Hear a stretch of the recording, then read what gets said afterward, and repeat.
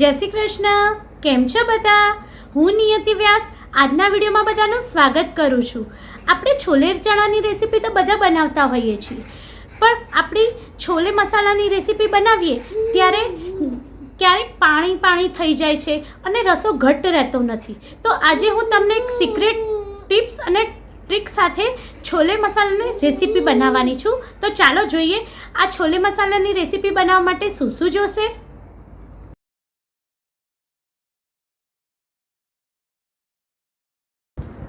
છોલે ચણા બનાવવા માટે જોશે બાફેલા છોલે, ટોમેટો પ્યુરી, છોલે મસાલો.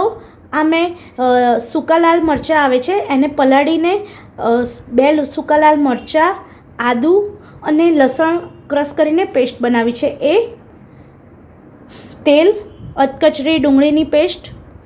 મસાલામાં જોશે ધાણા જીરું પાવડર, હિંગ, મીઠું, મરચું અને હળદર. હવે તેલ ગરમ થાય એટલે આપણે એમાં રાઈ મૂકીશું.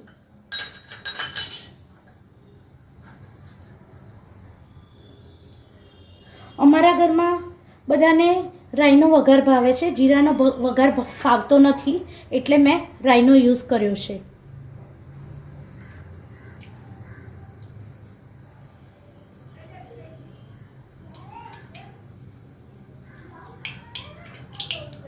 રાઈ તતડે એટલે એમાં હિંગ મૂકીશું.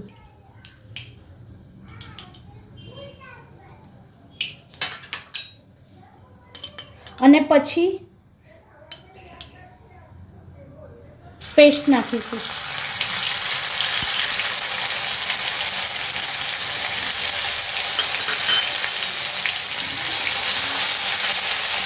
પેસ્ટ સતળાય એટલે એમાં ડુંગળી મૂકીશું. આ ડુંગળી આપણે અધકચરી ક્રશ કરી છે.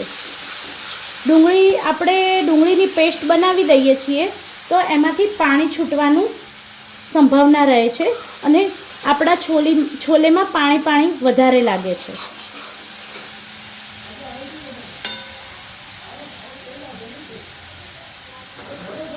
હવે ડુંગળી સતળાઈ ગઈ છે, એમાં ટમેટાની પેસ્ટ મૂકીશું.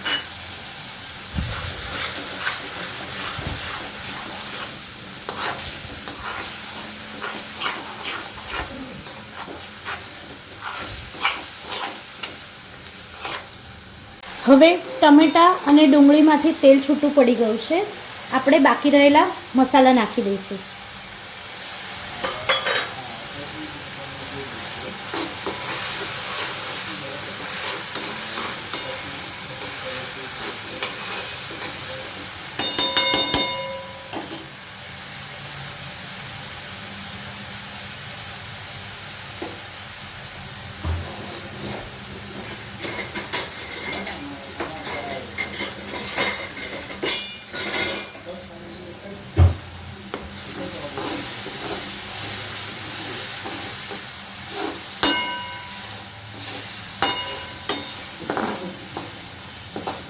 મસાલા સરસ સતળાઈ ગયા છે. હવે એમાં છોલે મસાલો નાખીશું.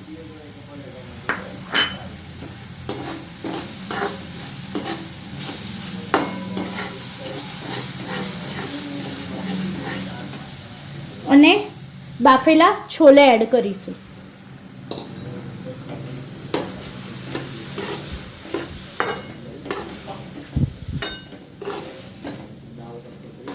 હવે આપણે છોલે બાફવા માટે જે પાણીનો યુઝ કર્યો હતો એ પાણી આમાં એડ કરીશું.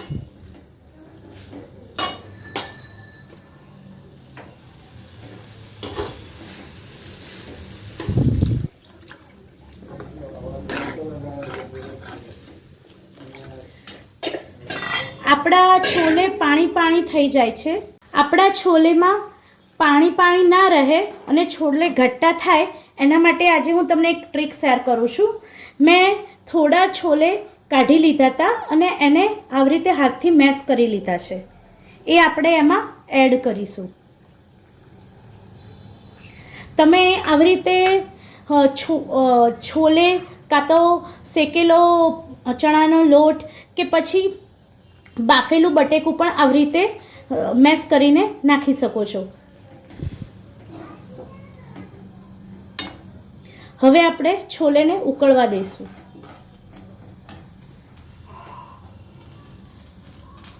તો મિત્રો, આપણું છોલે મસાલા રેડી છે. એની સાથે મેં પૂરી અને લચ્છા પ્યાજ સર્વ કરી છે.